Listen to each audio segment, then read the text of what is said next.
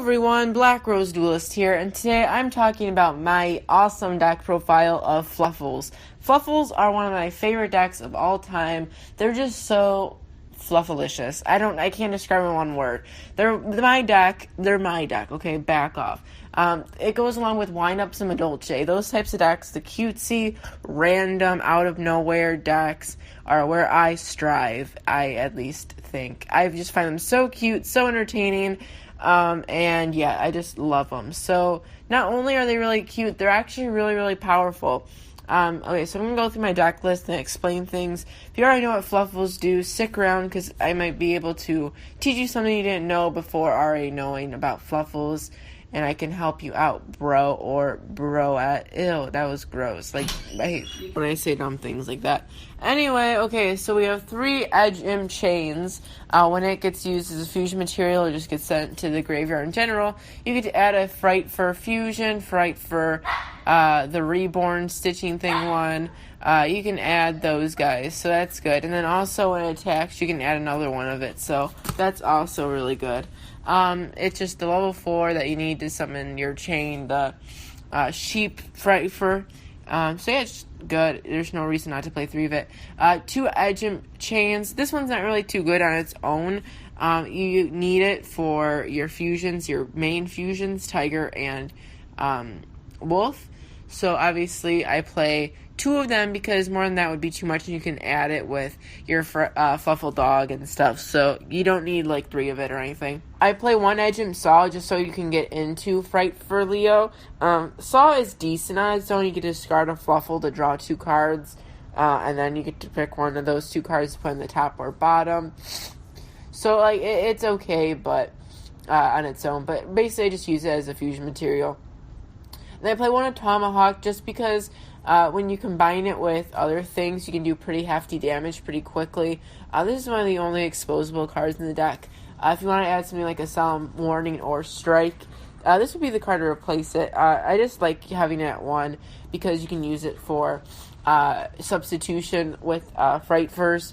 You can send Edge Imp from your deck to the grave to make it a Fright Fur.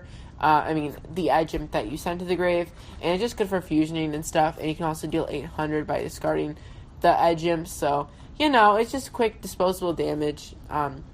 2 Fluffal dogs, I use this to get the Toy Vendors. Toy Vendor is incredibly powerful in this deck, even though it's an inherent -1, you have to discard 1 to draw 1, and that 1 could be sent to the graveyard. Once Toy Vendor sent to the graveyard, you can add a Fluffal or an Edge Imp to your hand. So, with that in mind, you can, if you draw a Toy Vendor and send Toy Vendor to the graveyard, you get to add a card from your deck to your graveyard because it's whenever it's sent to the graveyard. Also, with Fluffal Wings, you can banish Fluffal Wings and another Fluffal to draw 2 cards and send your Vendor to the graveyard to add another card. So it's just very, very, very beneficial to you. I play 3 dogs because he's the Stratos of the deck, and then 2 Owl because it's the Stratos for polys in the deck, polymerization. Then I also play 3 Fluffal Mouse because when it's summoned, you can special summon as many mouses from your deck to the field, so you can use it for Tiger and Wolf for many, many fusion materials. Very, very OTK friendly. 3 Sheep, it has a Keys-on-like effect where you can special summon itself, but you can also bounce back Fluffal to special summon a Edge Imp from your grave. So that can really, really help your fusion plays and stuff. I already explained Fluffal Wing. It's a necessity for the deck to be fast. 3 Fusion Substituter, Swamp Forest guy. You can use them as any fusion material, so that way you can use them as an Edge Imp. You can also use them to discard them to add a polymerization. It's a card that really helps your consistency. 3 Fright for fusion. This is how you OTK. You start off by doing polymerization, fusing into your Tiger to destroy your opponent's cards, and then you banish the materials you use for Tiger to summon Wolf, who can attack most likely 3 to 4 times, along with the Tiger being 2200 and boosting Wolf to 2300, sorry. Actually 2600 depending on what you have in the field. So very, very powerful OTK card. The 3 polymerizations, Raigeki just so you can OTK faster, Toy Vendors already explained, Twin Twisters just to get rid of the pesky back row, which could be beneficial to you, so you can stop like the Solemns and stuff from ruining your plays. And then 2 of the Stitching, where basically you can summon a Fluffal or Edgem from your grave, and then it takes the name of a Frightfur, which can help for Frightfur Saber-Tooth Tiger, and the Chimera one. So I play for the fusions. The 2 XCs in the deck that I play, you can take those out for something you personally want. I would probably suggest a Gaga Cowboy 2, just because you can do more damage along with the Tomahawk.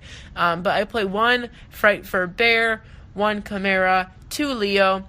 Leo can do tons and tons of damage by destroying. It's like a Volcarona.